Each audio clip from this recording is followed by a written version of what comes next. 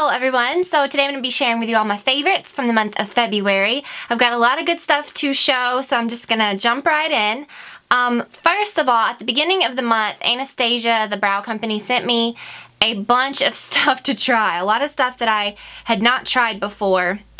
Over the years though, I've tried, I even believe I've had one of their brow pencils before, but it wasn't exactly like this. And I think I've tried their brow gel in the past, years ago, although I think it's different than what they have now. The brow kits, the powders, all that stuff.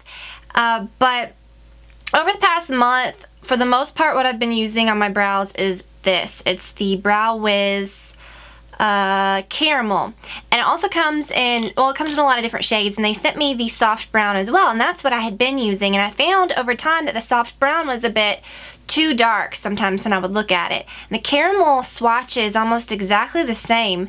They're very, very similar, but it's just a hair lighter, and I think would probably be the most universal shade. So since I have sort of darker brows, I always go for a lighter shade. I do have a brow video, and I'll show you, I'll link to that so you can see. But what's cool about this one, well, it's a very small pencil. It has the little spoolie on the end, which I think if you're using a brow pencil is an absolute must. So I like the pencils that are made with that into it. And then it is very teeny tiny on the other side, and the pencil end is a mechanical pencil, obviously, but it's so small you can really just like get into the tiny, like I have a scar right here, and I always usually fill that in. And a lot of times if I use a pencil, unless if I just sharpen it every single time and it's super sharp, it gets too much product on the hair, and I really just need it like in there. So I like how you can take this and just like get it where you need it. It's very feathery and soft. It doesn't goop on or look like a really like harsh pencil or anything. You can make like it's just perfect, and the staying power is really nice. Now also, I discovered this one as well, and this one I've had for a little while. It's the Tarte Emphasize, which is basically the same exact thing. The little spoolie is a little longer on the end, and before doing this video, I really wanted to have like a definitive answer of which one I thought was the best, but I can't. I feel like they're so similar, and this one is bizarre. It does not have a name printed on it anywhere. Like, I don't know what's with that, but it's the same little thing. Actually, the Anastasia one is shorter, which is a bit nicer. Sometimes that, just for handy purposes.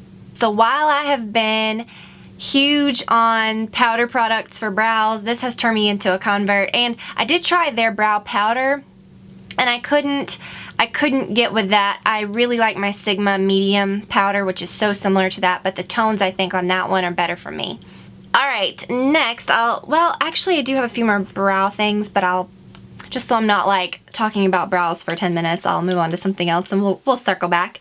I used to, a long time ago I said that every month when I do these favorites, I would always share with you like my most used eyeshadow combo and my most used like lip combo, because if you do your makeup, chances are you're gonna put some, you're gonna use eyeshadow and lip products. So I was gonna share with you that every month, and sometimes I don't always do that, but I definitely have a very clear like standout lip combo this month, and it involves something kind of different. I'll talk about the other products in a minute, but first, if there's one product over the years that I was absolutely not interested in at all where makeup's concerned, it would definitely be lip liner. I'm not a lip liner person, never have been, and I think it is because I prefer more nude lips. I like more like pink. I like stuff, a more natural lip. That's not like totally nuded out. I like to go a little deeper sometimes, but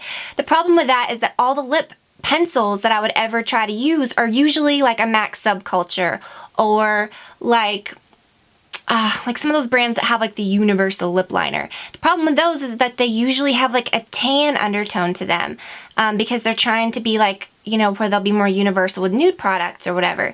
And whenever I would use lip products with those, it just looked orange around my lip line. It looked too tan, and I just thought, ugh, I don't like seeing that. I don't want that. And I never could find a good one, and I felt like if I used ones that were too pink, that would be going into like an actual like color that would definitely show up. And of course, like if I do a red lip, which is rare, I'll use a red lip pencil. Like I'm a lip pencil person where that kind of stuff's concerned, but not for an everyday lip. I just don't use it.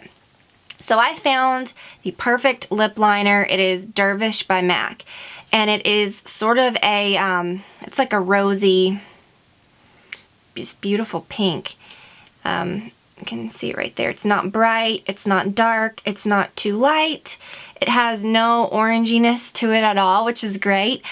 I love it because I feel like this is more natural than some of those other products. I feel like this looks more lip toned because lips aren't orange, you know, and they don't look tan.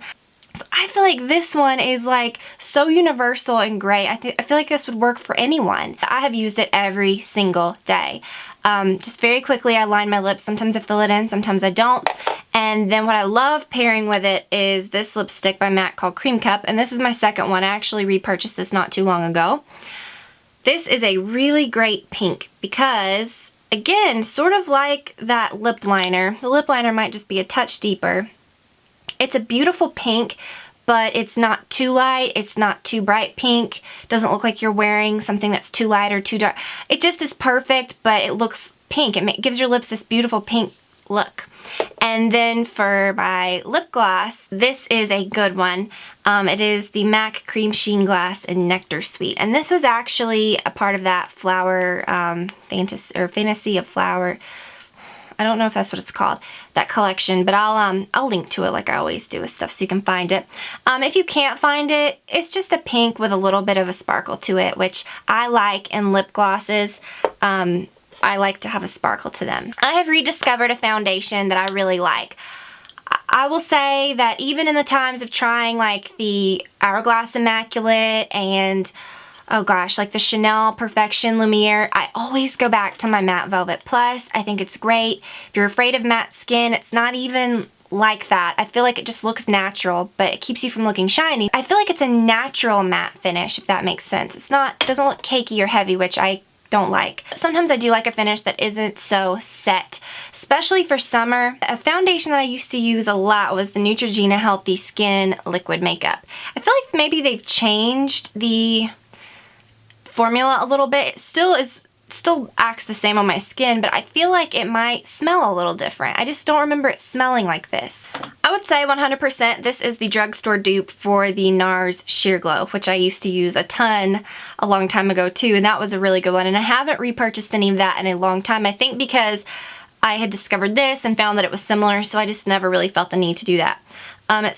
The idea is that it has like some sort of antioxidant blend in it or whatever. It has SPF 20, which is always good, but it makes your skin look sort of like radiant and natural, and I do find that to be the case. Of course, it doesn't have as great of coverage as the Matte Velvet Plus. To me, nothing does, but I feel like it does even out your skin. It gives you like a nice, almost radiant look, a natural look.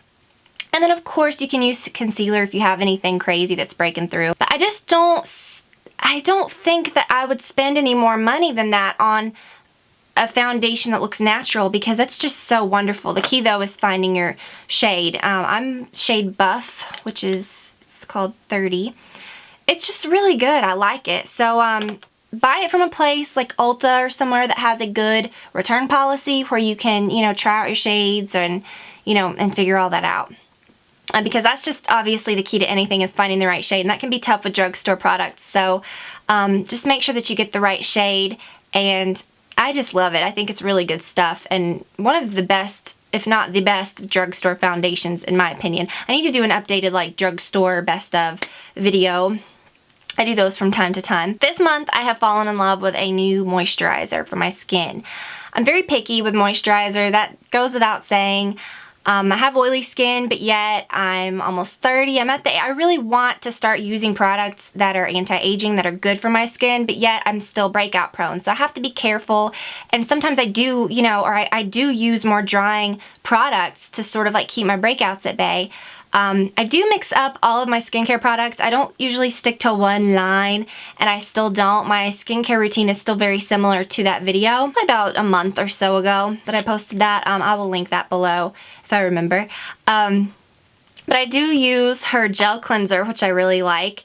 I'm almost out of that, but it's really good stuff. And the face oil number 9, which I brought in here with this. This though is the Sheer Renewal Cream, and probably my favorite product out of everything. The hand cream is really good too, and I love that stuff, and I think I talked about that in my video last month.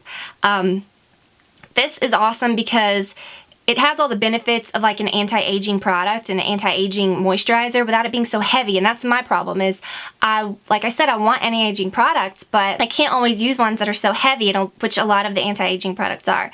So this is really great. It has like sort of a slip to it. When you put it on, it feels like a cream, and it really is like, it has this like sort of like herbal yummy scent to it, but it's really comforting. It makes your skin feel like you're really like nourishing it. But then it has sort of almost like a powder finish, not a dry finish, but just a nice like slip that's not greasy, which is awesome because I use mine in the morning, and so then you can go right to your makeup. And sometimes I do use my CC cream over this because I find in the winter that always isn't enough, but it's just sort of like creates the perfect like smooth, almost like a primer, but not. It's really good stuff, and this is probably my most recommended product, and I do have a coupon code. That was so nice of them to offer for 20% off, because obviously I talk about this stuff and I want to be able to offer you something, especially since it's like a new brand and you may be unsure.